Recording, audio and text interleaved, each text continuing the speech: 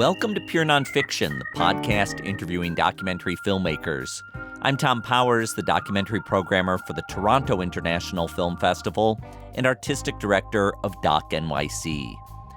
On this episode, I talk to the filmmakers behind the new 8-part Netflix series, Flint Town. The Michigan city, once known for its auto industry and unionized workforce, today is struggling with vacant factories, crime, and a catastrophic water crisis. At the start of Flint Town, we hear this montage of voices. People migrated to Flint for jobs. Flint put the world on wheels. This is where GM came from. There was a lot more income in the city then. Home of the middle class. The American dream. And then things kind of changed. And they changed quick.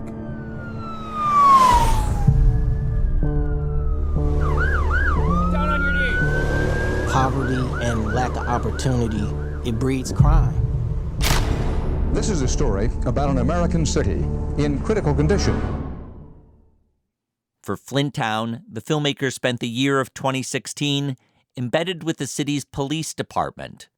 Over the course of 8 episodes, we follow several characters, from rookie cadets to veteran officers, and all the way up to the new chief, Tim Johnson. The city of Flint, they're going to see a totally different police department from what they've been used to dealing with. And we're going to go in there with zero tolerance. I don't care what hole they crawled into, what house they crawled up under, we're going to crawl up under there and bring them out. We're going to enforce every law on the book. That means I don't care if your pants is halfway off your behind, that's indecent exposure. We're going to arrest for it, bottom line. I need 10 of the best officers, and I'm going to put them in this unit. It's called the CAT Squad, and they're going to be assigned to target the high crime areas. It's like a military operation. This is my city. This is my city. And we're going to take our city back. We're going to take it back. We're going to take it back. We're going to take it back. As the year progresses, the officers cope with rising tensions over policing. The series builds up to the 2016 election when a local vote over a millage property tax threatens to reduce police funding even further. If the millage does not pass, we are losing bodies. They're projecting that we're going to lose at least 20 positions. Before this millage, the people were told they were going to get a lot of new cops and more safety on the streets. It's time for people to stand up and say, you know, we gave it to you last time and we're still in the same boat. Crime rate's high, police ain't showing up.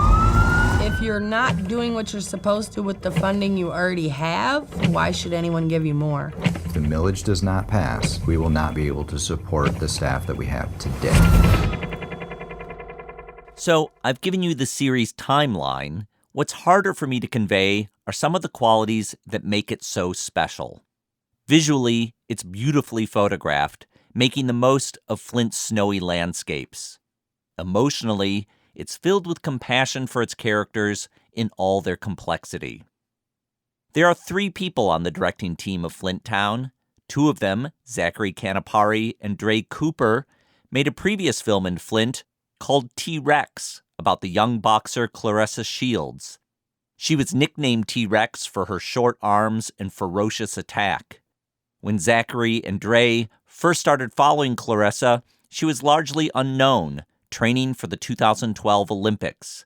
That was the first year women boxers were allowed to compete. T-Rex played on PBS's Independent Lens, and it's an all-round terrific film. I have this dream. I'm in England, London, and it's the finals in the Olympics. This is the first year that women will be allowed to box in the Olympics. Clarissa Shields has entered this tournament virtually an unknown. Shields just turned 17, so this is her first international tournament. There you go, nice! If Clarissa places in the top 8, she will make the U.S. Olympic team. A champion.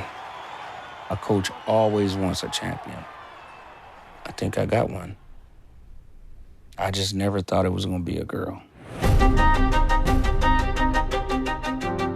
Brianna, my little brother Peanut, my mom. Those are people who I want to come with me. I know if they got out of Flint, they're gonna change their life. I hope that my sister be able to take us all up out of this hellhole that we living in. I would never imagine that she would come this far. Don't cry. If anything, it's tears of joy. This is our time. We ain't gotta wait no 4 years. We can win this damn thing right now. What does it feel like to be a part of Olympic history? Clarissa Shields has been on a mission. What an astonishing hook that was. Thunderous left hook. I'm not gonna fold under pressure. I'm too far to do that. It's about what's in your soul, what's in your spirit. If you stay down, then you're down. But if you get back up, you're the truth. It's up to you to show who Clarissa Shields really is. The documentary T-Rex was beloved in Flint for celebrating a hometown hero.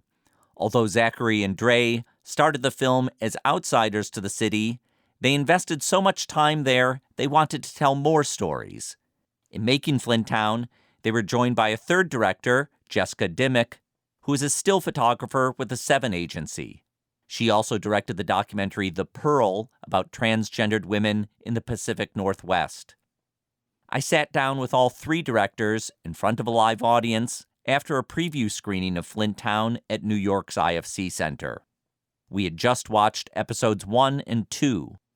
I started by asking Zachary to explain how he and Dre first came to Flint.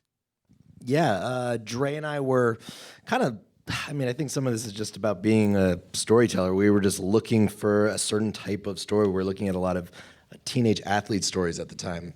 We were just interested in the subject matter, and Clarissa kind of came on our radar.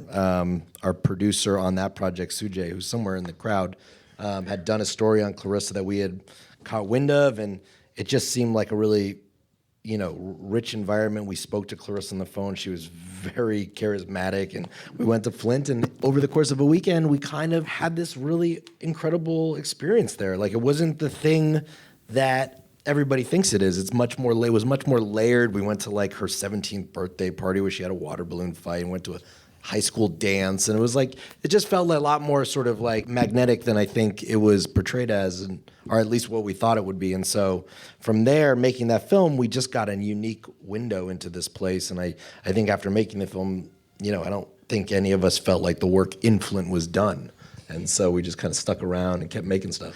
The water crisis, when that hit, was definitely, that was not expected. We had caught wind of the water crisis well before it kind of became national news, but at the same time, it wasn't the thing that it became still. It was just like, don't drink the water. I was showering in the water, drinking coffee, drinking cocktails. All these things that over time you realize that all of it was poison.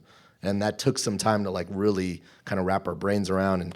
And then it was just like, this story was the center point. Flint became the center point for infrastructure poverty issues in America. And at that point, it was just, there was a lot to do. It just felt like a very important story to tell. So, Dre, how did you choose to focus on Flint's police department? Well, I think, having spent off and on the better part of almost 3 years in Flint working with Clarissa and her coach Jason and family and friends, she is an inspiration to the town and to the city. That said, she could never shake Flint. Flint was always, part of her. And everybody she knew to one extent or another was involved with the police or, had run-ins. And, there was just so many challenges living in a city like Flint. So I think the police side of it was always, in the background and kind of the backdrop to her story. And once that film wrapped up and it came out, this was around 2015, and it was just, one thing after the next. And I live in Oakland, and the Oscar Grant story, hit home really hard. And then I think after that, it was just, one officer involved shooting after the next, and the Ferguson situation took place. And so it was very much like on our conscience, and it was like, what's going on here? And I think, we were very interested in trying to understand, what happens behind these doors. of a police department. What really is going on inside some of these places? Who becomes a police officer? Why? For what reasons? What are their intentions? And so we looked around, and it turned out, we had these great relationships in Flint, and we had screened T-Rex. The mayor at the time and Chief Tolbert had come out, and they said, "Hey guys, if we could help you out with anything, let us know." And we kind of jumped on the opportunity, and Zach started, going down and knocking on the door, and that was kind of fall of 2015. And then, Ride Along started, and next thing you know, we found ourselves, working with half a dozen different officers. I asked Jessica how she got drawn into the project.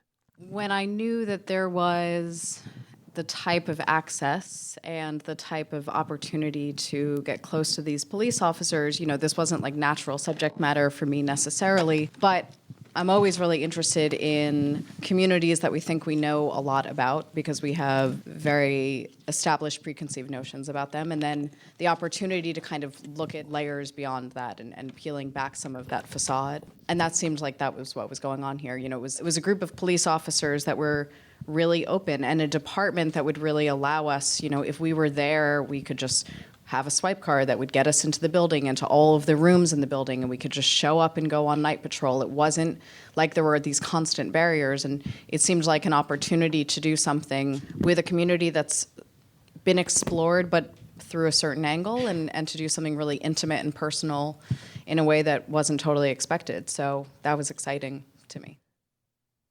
Two memorable characters in Flint Town are officers Bridget Belasco and Robert Frost.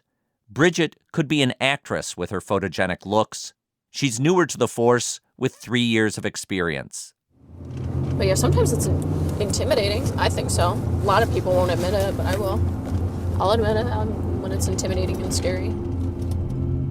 Robert is a more hardened veteran with 12 years on the job. They don't want tough anymore. Look at what the public's asking for. They don't want the hardcore police officer's going to show up and handle everything. They want the soft and fluffy guy wearing a purple uniform that's going to come in and give them a hug and tell them everything's going to be okay. Sometimes that's appropriate. Sometimes it's not. Sometimes you need that hard ass that's going to stand there, and if he has to throw down, he'll throw down because that's what's going to get everybody out of it safe. One of several storylines is a growing relationship between Bridget and Robert. We were partners for a while. We were coworkers. I thought he was kind of intimidating. He is kind of rough. He spouts off at the mouth and comes across as an asshole. But I liked him from the beginning. I did. I got a picture she sent me, and it was some event somewhere in... He said something like, "Oh, that looks like a lot of fun." And I think I told him, I was like, "Oh, I wish you had been there with me." And I was like, wait, what? Yeah. From that day all the way till right this very moment, I have no idea how I am pulling this off. No idea. Her caliber of person is far beyond me. But for whatever reason, it's working, so I'll keep trying. I asked Jessica if their film team divvied up characters to follow. We all covered all of it, all of the time. But, you get close to someone and you establish a certain rapport and you can do a certain thing with a certain character. And, so we would have our, go-to people. Who was up at dawn with Bridget and Robert as they're, getting up in the morning? Who do you think? Definitely Jess. Yeah, definitely Jess. Yeah. No, I would go home with Frost, and Jess would be I'd text Jess, we're on our way, and Jess would be with Bridget basically in Bridget's bedroom at 5 a.m. And we this was just part of our strategy to kind of get deeper into, see what happens after these guys take their uniforms off and really understand what it's like to be them on an intimate level. As the series goes on, there's even more hairy situations than what we see in these first two episodes. Lots of times police officers are on patrol by themselves, and one of your crew people are in the car. Can you talk about some of the risks involved in covering this story and how you dealt with them? Dre broke a rib. I broke a rib. In a car chase, come on. I mean, we started this thing well before Netflix came on board, and because we had the access and we were just following this story. And, Frost and some of the other guys were, like, hey, you guys should probably, wear some of these. Here's a bulletproof vest. And they were like 10 years old and super thin. They barely fit. And so, we'd roll around like that and we kind of thought, oh, we'll figure it out. We'll be fine.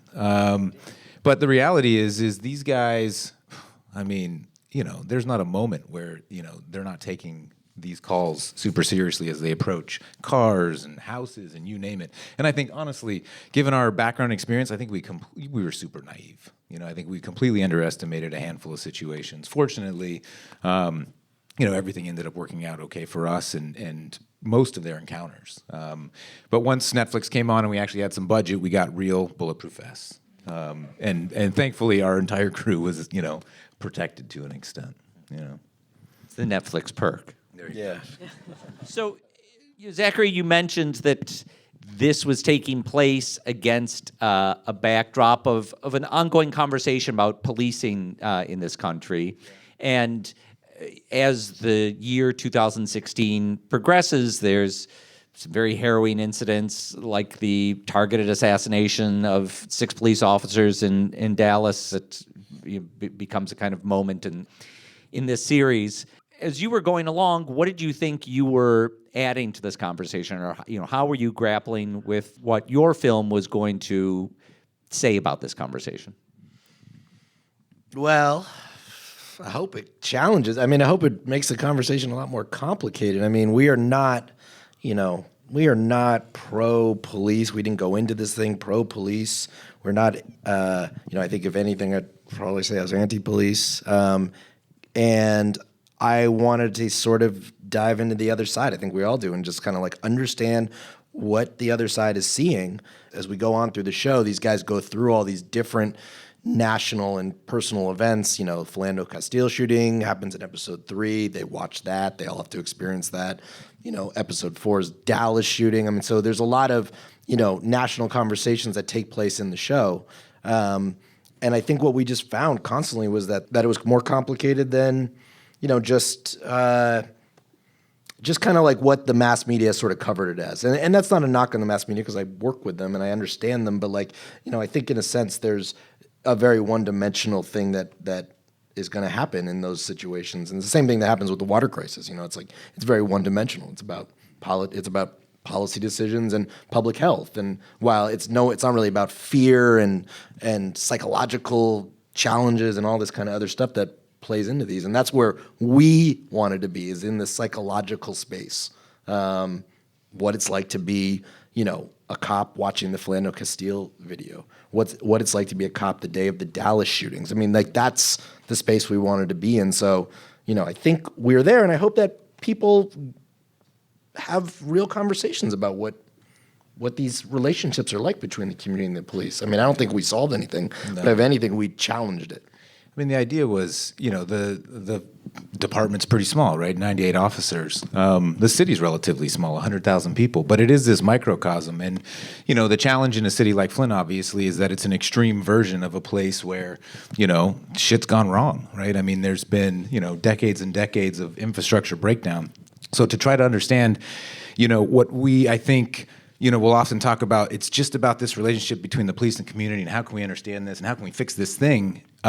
It just seems like you can't have that conversation in a vacuum, right? You have to understand all the different factions that play into it, and poverty is huge, right? And so when you live in a place like Flint where joblessness is through the roof, you're going to have a situation where it's so dire and it's so intense that it puts all this pressure on this relationship. And so I think to try to understand that, from the point of view of the people who are tasked with, keeping the city safe, so to speak, I think, can provide some, insight. And so, hopefully by episode 8, people can kind of understand, like, holy shit, when there's all these things happening in this place, who are the people and how do they think and feel about the community that they serve? And the force is, it's, give or take half African American, half white, half the police force are from Flint. And that changes the dynamic, that changes the relationship. And so, in the series, we follow a handful of officers who have these different backgrounds, and you get these different points of view. And I think, what I think we saw lacking over the last couple of years is like an in-depth study, if you will, of, a police force and who are these guys that make up this kind of department. As the series reaches the presidential election, we watch political preferences split across race. As one black officer puts it, this presidential election really it revealed a lot of buried racism, right, and bias in people that, when it came out, you say to yourself, I fucking knew it. I fucking knew it. I asked the filmmakers if they observed people being more outspoken about race as the election got closer.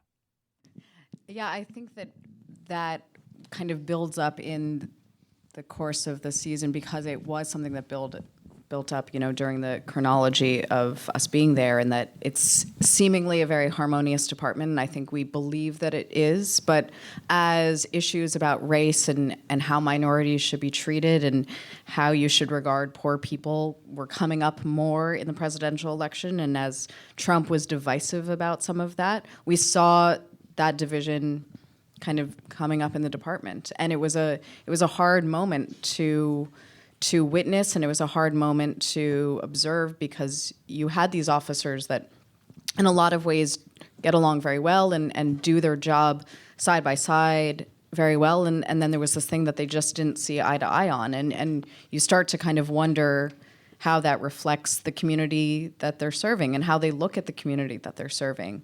And so that was definitely something that was under the surface, and it came up more because that's what this national election did. That's what the presidential election did in so many ways nationwide. And so it bubbled up there too.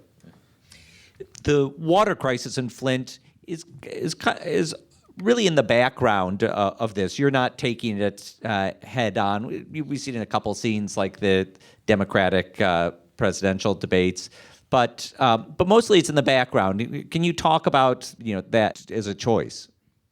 I think the reality is we're telling the story of the Flint Police Department, and they happen to be in a city that is dealing with and reeling from a handful of problems. One of which is toxic water.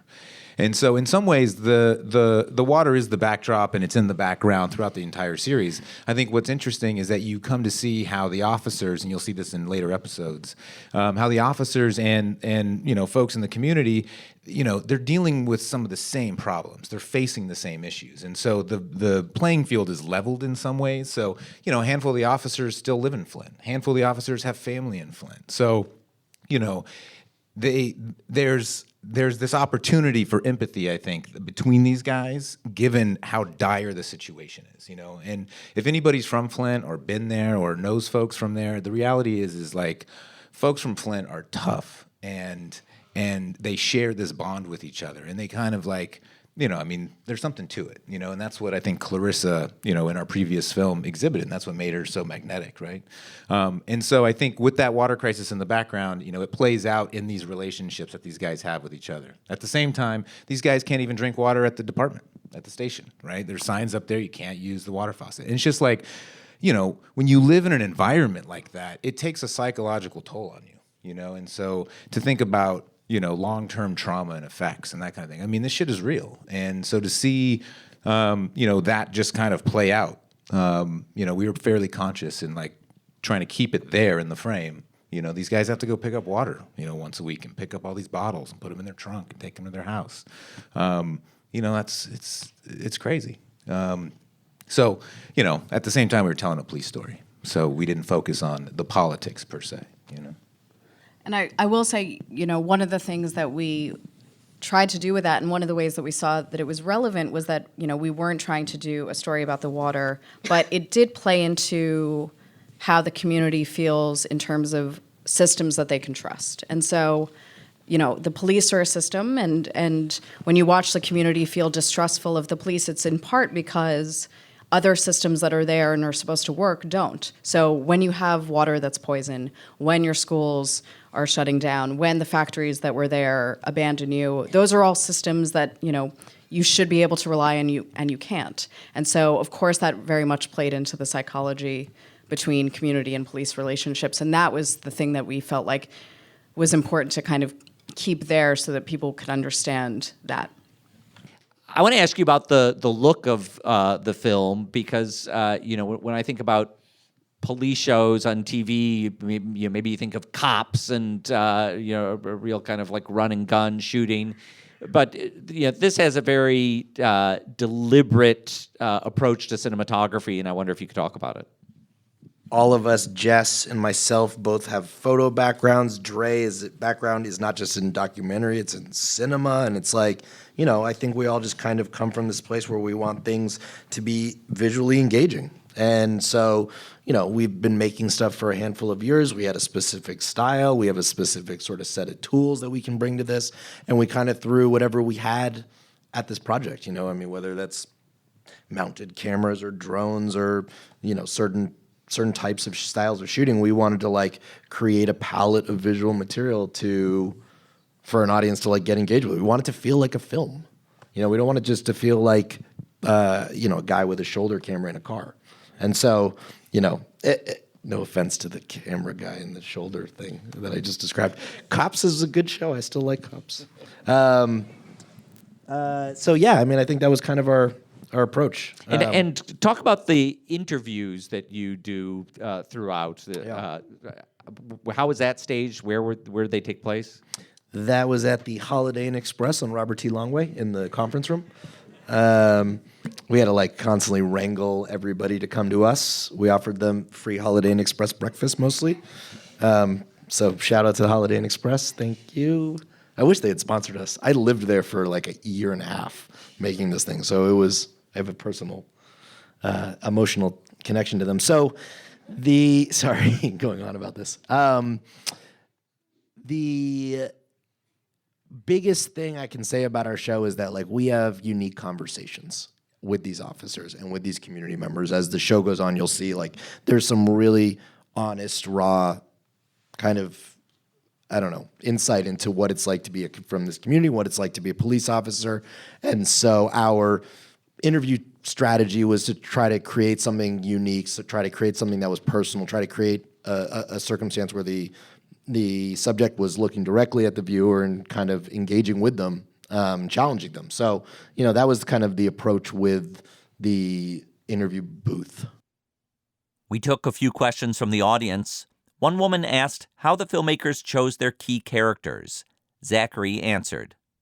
We cast, in a sense. We go out with different guys, we hang out with them, we spend a lot of time getting to know these people. And so, and that doesn't even include, that's outside of using cameras too. There's definitely a lot of lunches and drinks and dinners and hanging out and sitting in meetings and having coffees and eating. But there's a process of getting to know people. And so, we just learned who was going to fit within the story that felt the most accurate and honest to the story we were trying to tell. Frost was the first character we ever met. He's the first guy I ever met. And day one, he said that half of that stuff, which was like, we're scraping the bottom of the barrel and, just trying to keep up, feel like a UPS driver. I think in our first couple of weeks, he told me about his shooting. It was very early on that some of these officers were very honest and other officers took time to warm up. So it's kind of a mix. And out of, a situation like that, Bridget is a natural because she's the girlfriend of Frost, but also, he's this like abrasive, hard, somewhat divisive type of character. And it's through her eyes that we also can see some of the more redeeming qualities. To like have him alone maybe would be totally off-putting to the audience. But when you have this kind of empathetic and sweet character and she loves him, we're hoping that gives the audience a little bit of an entry point, at least to give him a chance. Whether or not you end up understanding him is yet to be seen, but to have just an entry point. Let's put it this way. If you meet Bridget in the Flint Police Department and you don't put her in your movie, you're fired as a documentary filmmaker. Oh, man, I wish she was here to hear that. Yeah, she would love that. Another audience question came from an attorney named Frederica Bashir. Hi. So I'm from Flint, Michigan. So it's very personal to me. All of the things that you talk about, Door Highway, Robert T. Long Way, all of that, the Sarvis Center and where the debate was. I just talked to my father on the phone a few minutes ago. He's there. So it's very personal to me. Let's see, how do I say this? I haven't seen the whole series. I was concerned that the audience would be distracted by the love story between Frost and Bridget. Yeah, Bridget. When there's so much more at stake in the story. I mean, it was nice, I enjoyed it to some degree, but there are so many statistics about Flint that I felt that I wish had been explored. Like in the beginning, there was an officer who said how immediate it was. And the reality is it was true that Flint was almost idyllic up until the late 70s and early 80s. And suddenly, by the early 80s, it was on the front of the New York Times and the Washington Post for violent crime and for, the escalating crack cocaine epidemic, the loss of the factories, and then finally the murder rate, which definitely, if you're dealing with the Flint police, I mean, Flint had one of the highest murder rates in the country for years. I actually lost my own brother to the streets of Flint, Michigan. So, I enjoy the series. But one thing that there's a connection between the water crisis and the police department is something that I had to go back to Flint a few times to see. And that is that you have a city that was already, like the gentleman said, had one of the highest per median income to being, pretty much impoverished now. You have housing values that have gone from, say, $100,000 to $20,000. So what you see is this escalating poverty that the officers now have to deal with in terms of the psychology of the city. I mean, like you talked about being in that hotel. How many hotels have closed in Flint, Michigan? I think there are none open in Flint, Michigan right now.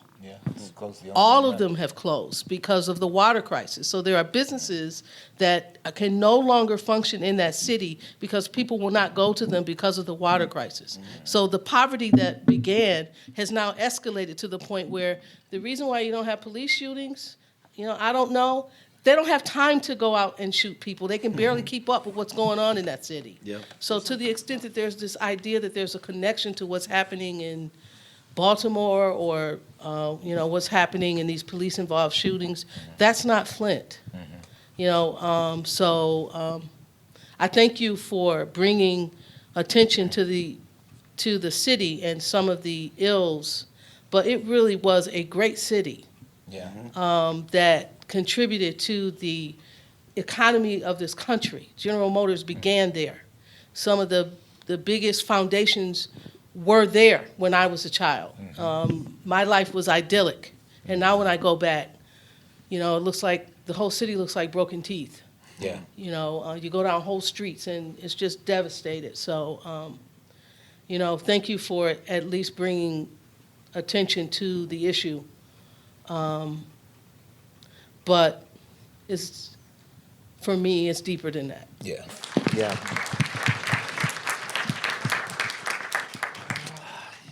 I mean, I think it's so hard to try to, because I've now been there for a long time and I really I've tried to portray this city in the best way that I can, not always successfully, but I think that the part that's so hard to kind of to tell in a story, we've always kind of struggled with it in a sense, and we try, is to make people understand what Flint was. And I think that our effort in here, is to kind of have some of that material just to give people a sense of what it was, what this city used to be. But you can't really recreate it or tell it to people or make people in New York or wherever really understand it until you're there. And when you're there, you really get it. You really understand that this thing is, people still call Flint a General Motors town. I mean, they still I had my Toyota truck up there. I mean, like, people were like, you're going to get your car scratched, you're going to get keyed, all this stuff. Like, I mean, this is a serious thing. And they're very proud of it.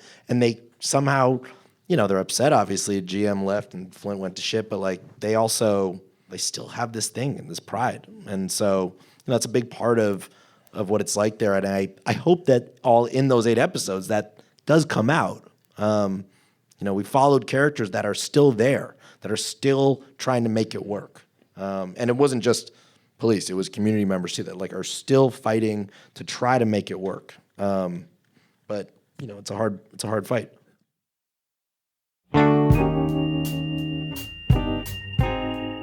I want to thank the directors of Flint Town, Zachary Canapari, Dre Cooper, and Jessica Dimmock. You can watch their 8-part series on Netflix.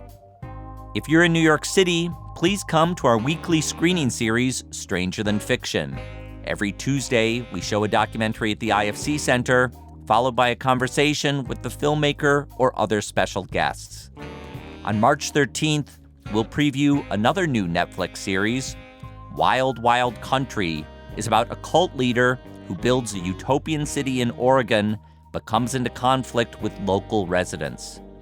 We'll be joined by the sibling filmmakers Chapman and McLean Way, plus their executive producer, Mark Duplass. See the Pure Nonfiction website for details of the event happening March 13th. Thanks to our team, series producer Sarah Modo, sound mixer Tom Micah, and web designer Cross Strategy. Our theme music is composed by Andre Williams, and our executive producer is Rafaela Nehausen. I'm Tom Powers. You can follow me on Twitter at THOM Powers. Pure Nonfiction is distributed by the TIFF Podcast Network. You can read our show notes, learn about live events, and sign up for our newsletter at purenonfiction.net.